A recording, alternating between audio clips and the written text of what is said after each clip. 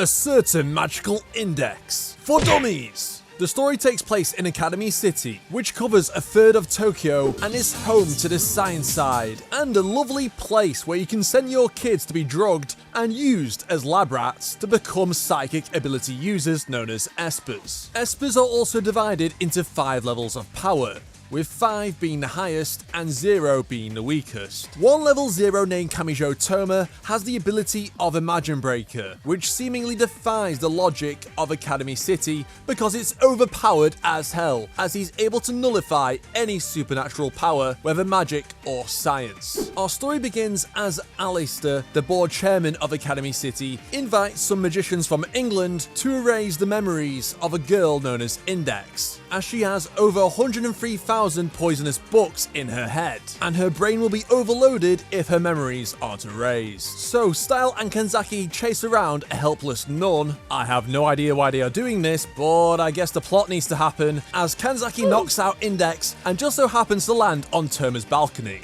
What are the odds? I guess every plot convenience can be described as Alistair planned it. Index then teaches Toma about magic and also steals his food, with him retaliating by doing this. Toma then fucks off to school to make his lolly teacher cry, while Kanzaki hurts Index by accident because the protection she had on her clothing has been destroyed thanks to Toma. Kanzaki feels guilty as she has just hurt her former friend, and leaves the edgelord Style, who still has a crush on Index, to clean things up. Don't worry guys, Style is actually younger than Index, so it's completely fine. Toma knocks out Style, and then his teacher then helps to heal Index. Kanzaki then shows up and then tells Toma that her and Style were once friends with Index. Well, clearly not anymore, my god. Toma gets his ass beat and then comes up with a way to save Index by putting his hand in her mouth, destroying some kind of seal which then activates her robot mode. The church basically lied to them by saying that Index's memories needed to be erased, as they were just paranoid about her becoming a magic god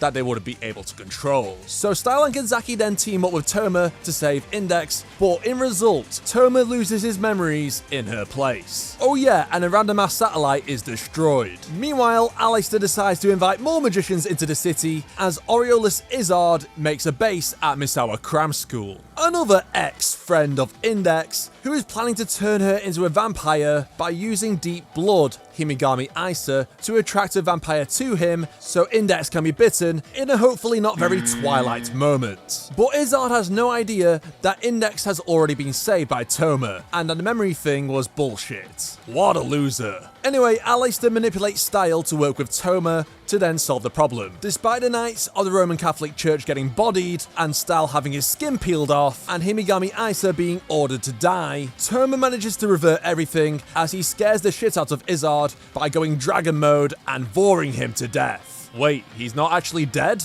And again, Fantatube Man has another plan coming. This time, it's the Sisters Project, where he needs an excuse for the Misaka clones to be distributed across the world, and thinks, I know, let's turn this into a video game where we will convince a white-haired albino kid that he's gonna level up into a god just so we can cover it up when it fails on purpose and no one will suspect a thing. Genius. So yeah, the third ranked level 5 Misaka Mikoto's DNA map is used to produce over 20,000 clones, half of which are murdered by the number 1 level 5 Accelerator. Toma finds out about this and decides to help Misaka, telling her she doesn't need to off herself. Teaming up with the clones, Toma's right hand is too much for the level 5, and beats the shit out of him in a very funny way. I mean, just look at them faces. It's hilarious. Oh yeah, and this arc was remade in Railgun S, which is way better. After nearly losing his life again, Toma decides to take a well-earned holiday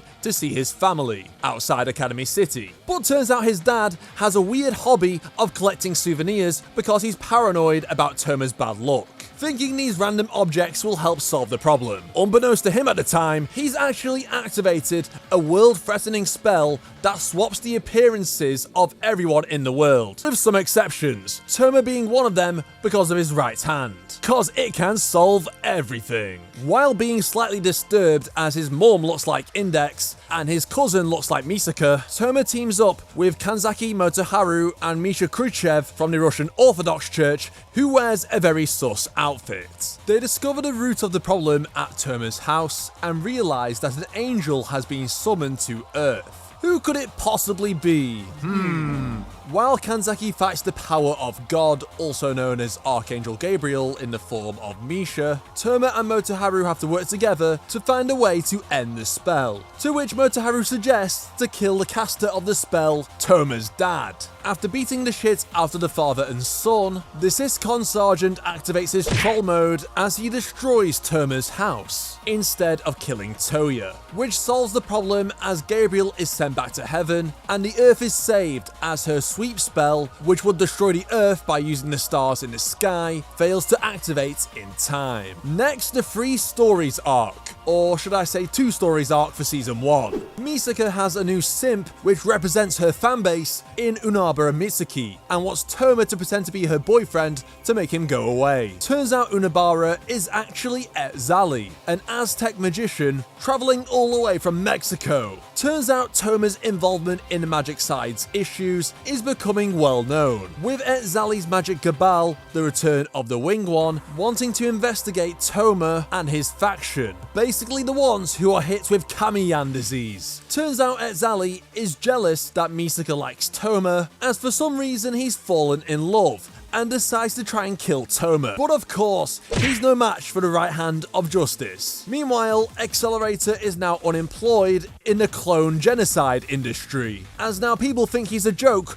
for losing to a level 0. He stumbles across Last Order, a special Misaka clone who can actually send commands and control the entire network. Turns out a douchebag scientist called Aomai Ao wants to use Last Order to send a virus to the entire network, with the Misaka clones now in institutions across the world, which would cause them to go on a rampage.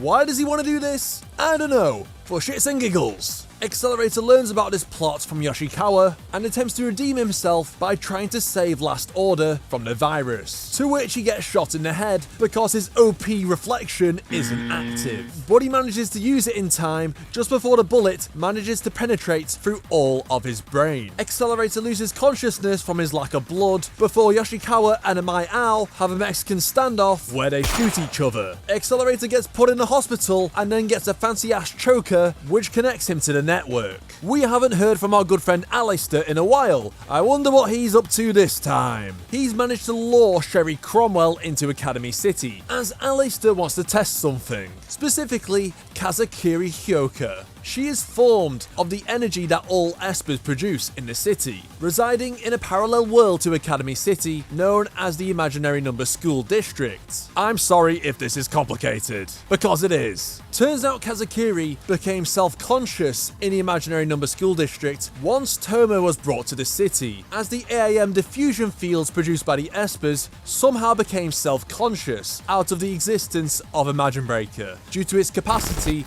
to destroy it. So yeah, that's how Kazakiri was born. Alistair wants to develop Kazakiri into an anti-magic weapon, so wants to use Sherry Cromwell as a way to test her. Sherry has a massive vendetta against Academy City, as her childhood friend Ellis was experimented on by the city many years ago in order to try and develop an Esper magician hybrid, but this went sour and resulted in Ellis's death. Therefore, she wants to get revenge for her friend by starting a war between magic and science. Alistair baits her with information about Imagine Breaker, Index, and Kazakiri, and heads to try and eliminate them to provoke a worldwide conflict. But the 3 of them work together to defeat Sherry's golem, who is named after Ellis, while Toma gives Sherry a beatdown. Goddamn Toma, how many women are you going to beat up in this anime? Alistair's intentions are also subtly revealed, as he wishes to destroy magic due to his own traumatic past. Kazakiri vanishes